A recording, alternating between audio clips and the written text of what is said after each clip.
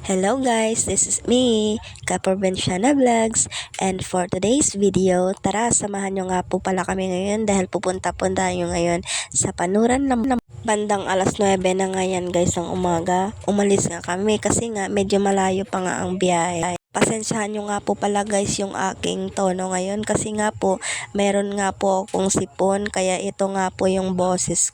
Medyo mahirap ngayong dinaanan namin ngayon guys, compare mo nga doon sa main road kasi nga dito medyo lubak-lubak nga ng daan at saka medyo malayo siya compare mo nga doon sa main road na sinasabi. At ito nga po guys ang madadaanan natin for today's video. Medyo puro nga puno yung dinaanan namin kasi nga nag-shortcut nga kami ng daan. By the way nga pala guys, yung driver ko pala is yung kapatid kong lalaki.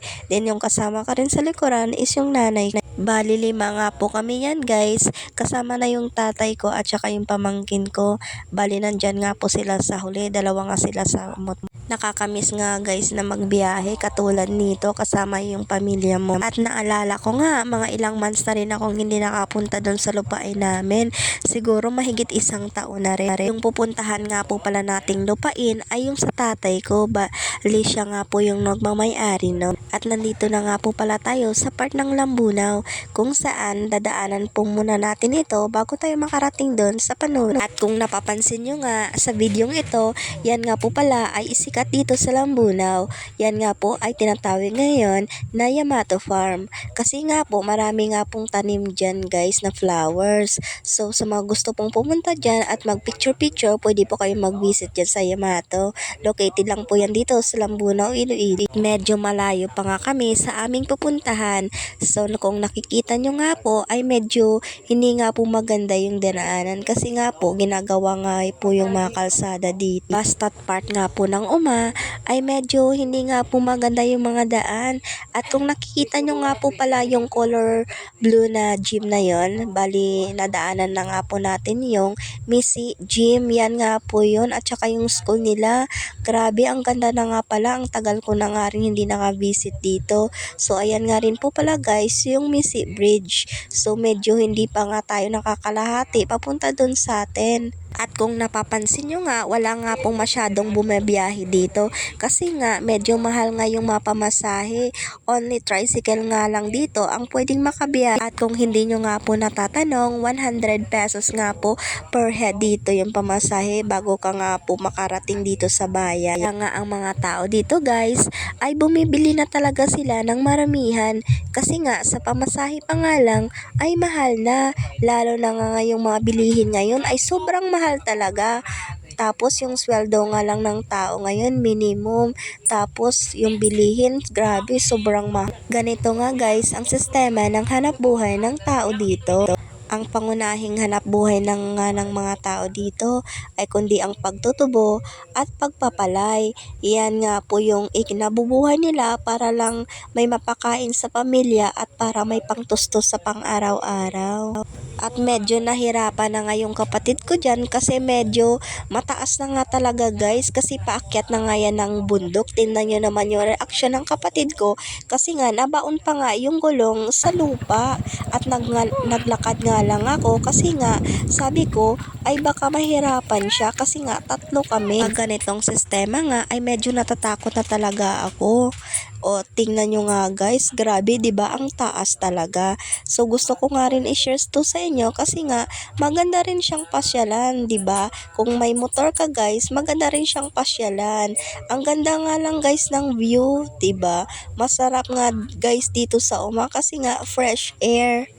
Buti na nga lang, medyo maingat nga itong kapatid ko. Kung hindi lagot nga siya kay nanay, medyo matakutin nga itong nanay ko sa disgrasya. Mas maganda na nga rin yung nag-iingat, di ba guys? Mas mahal kaya ngayon ang gastusin sa ospital. At saka may COVID pa, mas mahirap na. At finally, kung nakikita nyo yung nakikita ko, natatanaw na nga natin yung suba guys. So malapit na nga rin tayo sa lupain namin. So mamaya guys, ipapakita ko rin sa inyo yung lupain namin do. Makulay nga guys, basta dito sa yan nga yung ikinabubuhay ng mga tao. And finally, nakarating na rin kami dito sa baba ng bundok.